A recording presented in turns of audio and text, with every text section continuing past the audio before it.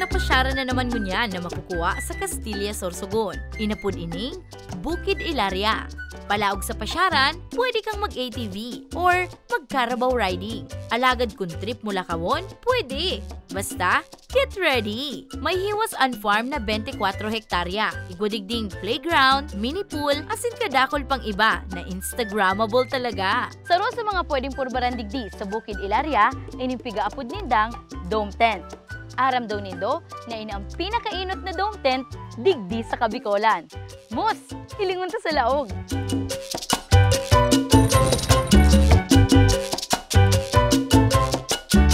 Sa laog kan dome tent, huhunaon mong nasa 5-star hotel ka. Air condition, aerodynamic, asin typhoon resistant.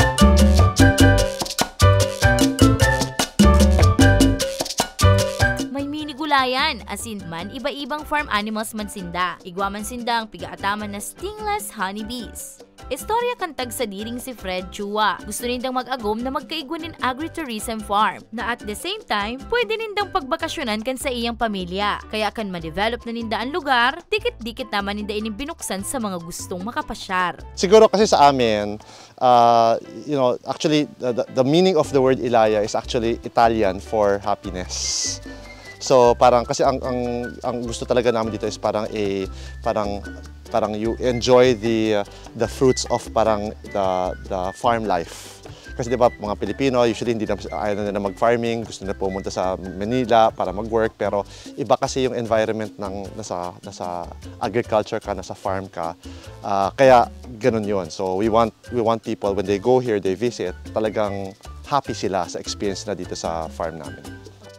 Tuyong Banggi, pwede man mag-movie marathon sa porsyon na ini. May bonfire station man digdi na perfect pang late night conversation.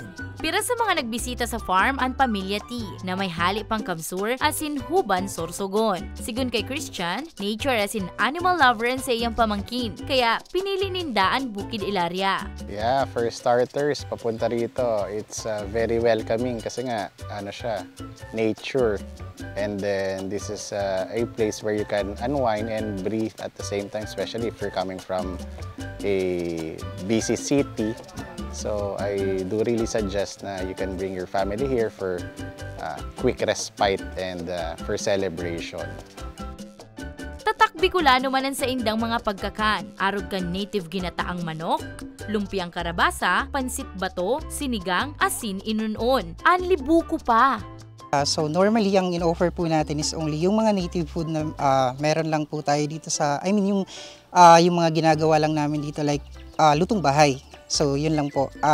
Minsan nagdedepende po kami sa mga guests namin kung ano yung sasabihin natin, kung ano yung available na o yung pwede nilang i-request or ano yung mga hindi nila pwedeng kainin na food. So hinihingi rin po natin yan sa mga guests natin. So like for example kung saan sila allergies.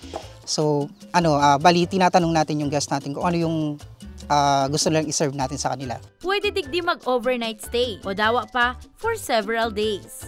Please visit our farm, Bukid Ilaria. Actually, we have a Facebook page. You type in Bukid Ilaria, I-L-A-R-I-A, no? Bukid Ilaria. So meron kaming Facebook, pwede kayo mag-contact sa kanila para malaman nyo kung ano yung mga meron dito amenities.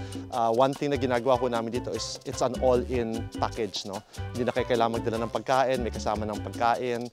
Usually pati yung pagsakay ng kalabaw kung sakali yung mga ganun, lahat yun kasama na sa solution. So gusto nga namin pag nandito kayo, wala na kayong iisipin kundi relax and all in, stay sa lugar, tapos exclusive na sa inyo yun. Para sa mga baretang Tatak Bicol, Danica Garcia.